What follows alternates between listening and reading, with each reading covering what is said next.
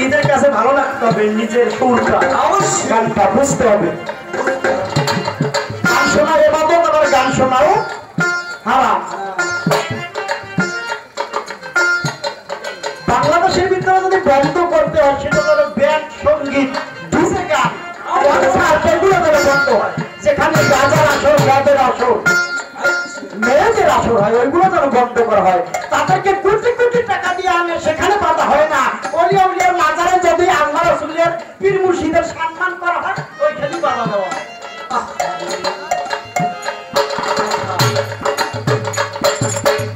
বাবারা মাজার না ভাই, মাজারে গান গায় পাগলে পাগলে, গাঁজা যদি খায় তারপরও কারো ক্ষতি করে না, কোন নারীর ইজ্জত হরণ করে না, তারা কোন মানুষের মাথায় বাড়ি দেয় না, চুরি ডাকাতি করে না, তাদের কাছে কোনো অস্ত্র পাওয়া যায় না। আর মাদ্রাসায় মসজিদে জঙ্গলে জঙ্গি অস্ত্রের ট্রেনিং দেওয়া হয়। আগে সুন্নি মুসলমান হইতে হবে, ওয়াহাবি খারেজি মুসলমান, একটা হলো মুমিন মুসলমান আর একটা হলো মুনাফিক মুসলমান। যার ভিতরে মিলাদ কিয়াম আছে, রাসূলের প্রেম আছে, ওলি ওলির মহব্বত আছে, নূরের নবী মানে, আহলে বায়াতকে মানে, তারাই হলো খাঁটি মুসলমান। যদি সে ইবাদত কম করে তারপর আল্লাহ রাসূল পীর মুর্শিদের আহলে বায়াতের মহব্বতে সে জান্নাতে যাবে, বলুন সুবহানাল্লাহ। সুবহানাল্লাহ। ছোট বাজাও আসলে মাঠে ইবাদত করে কেউ পার পাইবে না যদি আল্লাহর রহমত না থাকে। সত্য কথা। ইবাদত করে, ইবাদতের বলে জান্নাতে যাবেন, আল্লাহ আপনার ইবাদতকে কোনো মূল্যই দেবে না। ওয়ামা আসরাউনাকা ইল্লা রাহমাতুল লিল আলামিন। আল্লাহর রাসূল হলো পৃথিবীর জন্য রহমত। সেই রহমত কি, সেই নবী কি আপনার বড় ভাই মতন মনে করেন, আপনার কথা কি হবে? যারা মাজার ভাঙবে তারা তাদের ফল একদিনই পাবে। আল্লাহ সত্যবাদীর সঙ্গে আছে, ইন্নাল্লাহা মা'আস সাবিরিন। আল্লাহ বলেন নিশ্চয়ই আমি ধৈর্যশীল ব্যক্তির সঙ্গে আছি। সত্যবাদী এবং ধৈর্যশীলের সাথে আল্লাহ পাক আছে। 18 বছর, কথা খারাপ লাগে না না, 18 বছর আইয়ুব নবীকে কি রে মানে পোকায় খাইয়া, মানে চক্ষু দুইটাও ছিল না তার, শরীরের যত মাংস আছে সবকিছু খাইয়ে ফেলাইছে, হাড্ডিও খাইয়ে ফেলাইছে।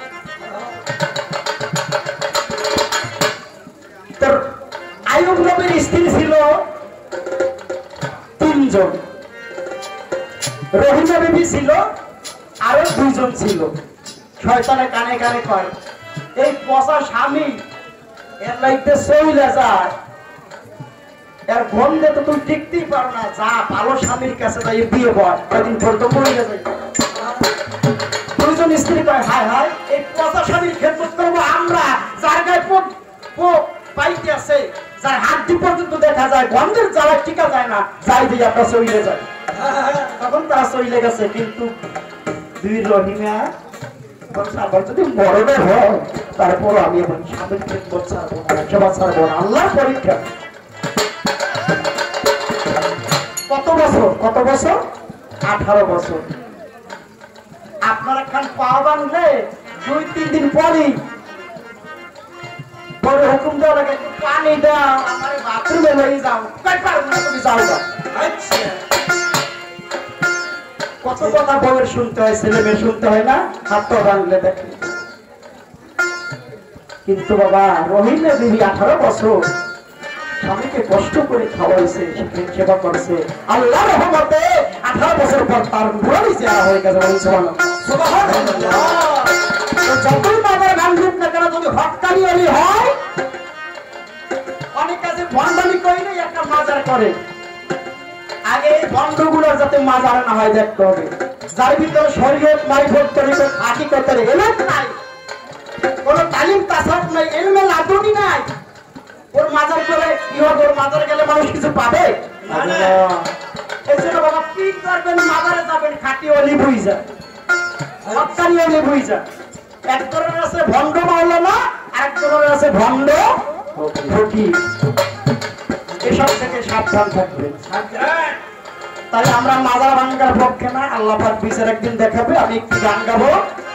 আমাকে প্রশ্ন করা হয়েছে যে কোরআনের ভিতরে বিভিন্ন কাহিনী, সূরা বাকারা, গরু নিয়ে কাহিনী, নামাজ পড়তে গেলে এগুলো মনে পড়ে, এগুলো কি চিন্তা করা যাবে? আসলে নবীর আমলে যেগুলো হয়েছে সেগুলো হলো শিক্ষা, মানুষকে বোঝানোর জন্য আল্লাহ পাক কোরআন নাযিল করা হয়েছে। কিন্তু আমরা যদি কোরআনের আয়াত পাঠ করি না, আমাদের ভিতরে এটা আমাদের জন্য ফরজ নিয়োগ করে দেওয়া হয়েছে, এগুলো পাঠ করলে আমাদের সব হবে, পাপ হবে না।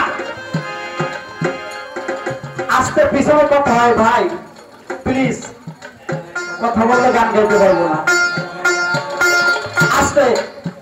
আল্লাহ রাসূল বলছে কোন ব্যক্তি যদি কোরআনের হরফ নাও বুঝে, যদি বসে বসে শোনে তার জন্য 10টা নেক, এবং যে ব্যক্তি বুঝে, যে ব্যক্তি পড়ে তার জন্য 10টা নেক, যদি বুঝে পড়ে তার জন্য 20টা নেক, আর যদি কোরআনের প্রত্যেকটা ব্যাখ্যা বুঝে পড়ে তার জন্য 30টা নেক। বাবা কোরআন শুনলি সব, বাবা আপনার অন্তরটা শীতল হয় যখন কোরআন শরীফ শোনা হয়, মন কি এদিক ওদিক যায়? কোরআনের চাইতে আর মধুর গান আছে কোথাও? সারা কোরআনটা একটু গান, আল্লাহর সাত মাপ ব্যাখ্যা করা। তাই নামাজ পড়বো আমরা কাবা শরীফের দিকে, যেন আমাদের চক্ষু শীতল হয়, আমাদের মন যেন বাজে দিকে না যায়। আপনার প্রশ্ন সত্তরে শেষ করলাম। আমি ওদম হুমায়ুন সরকার, শরীয়তের পালা নিয়ে জিয়াউর সরকার একটি গান গাই, হয়তো গানটা আপনি কখনো শোনেন নাই। এই গানটার ভিতরে আপনার মারিফতের প্রশ্ন আছে, মৌখিক ভাবে কোনো প্রশ্ন করবো না, আপনি গানটা শুনে নিবেন এবং প্রশ্নগুলোর জবাব আমার বাবাজি ভাইরা যারা আছে তাদেরকে দিবেন, বুঝাই দিবেন। বাইরে টাকা কম হবে। আচ্ছা বুঝলাম।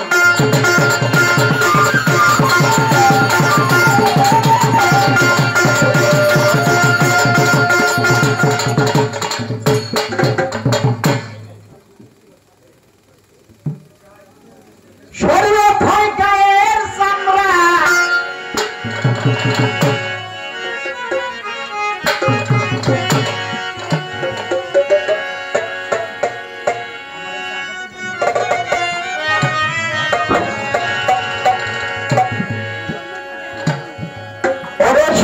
হয় গায়ের চামড়া, মারফত বাপের জানি আমরা,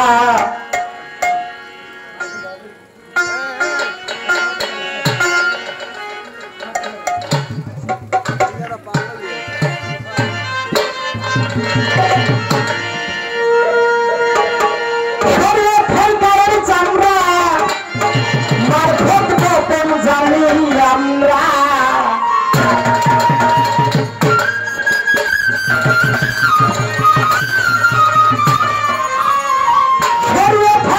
মানুষের গায়ের চামড়া, মারফত গোপন জানি আমরা।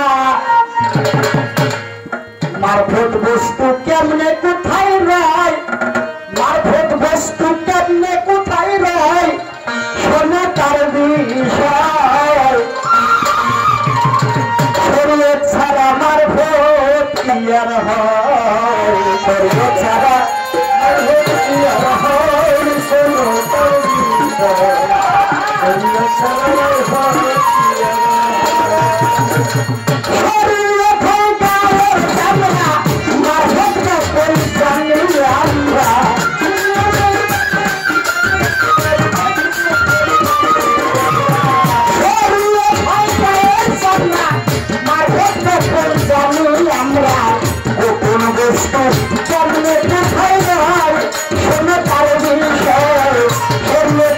মারফত কি আর হয়,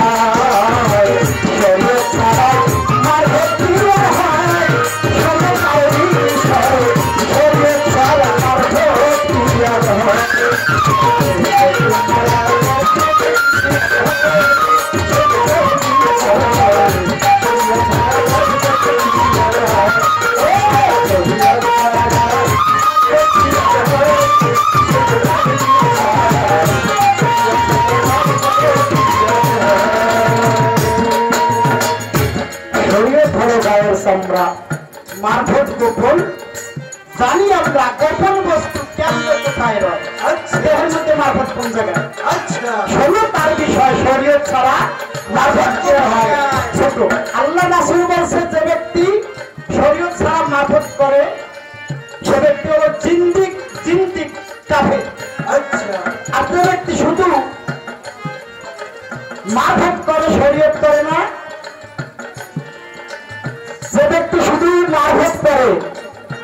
বলে ফাঁসে সত্য তো ফাঁসে তো কোন হবে পাল্লার দরবারে কবুল হবে না বুঝতে শুধু তোমার দেহের মাঝে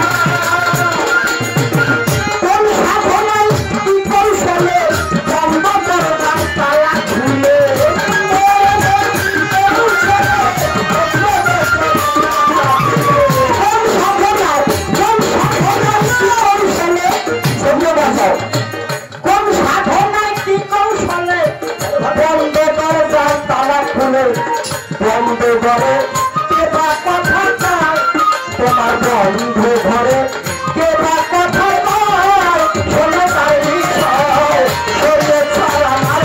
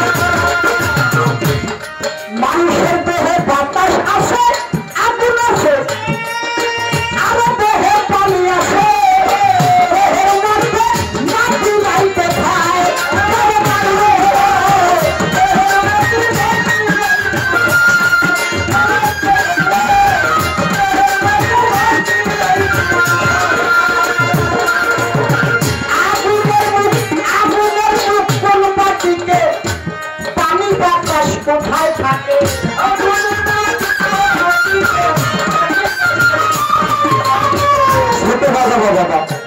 আগুনের মুখ কোন মাটিতে পানি বাতাস কোথায় থাকে পান যাতেন দেহের কোথায় রয় বলে পান যাতেন দেহের কোথায় রয় শোনে তার বিষয় শোনে ছাড়া মারবে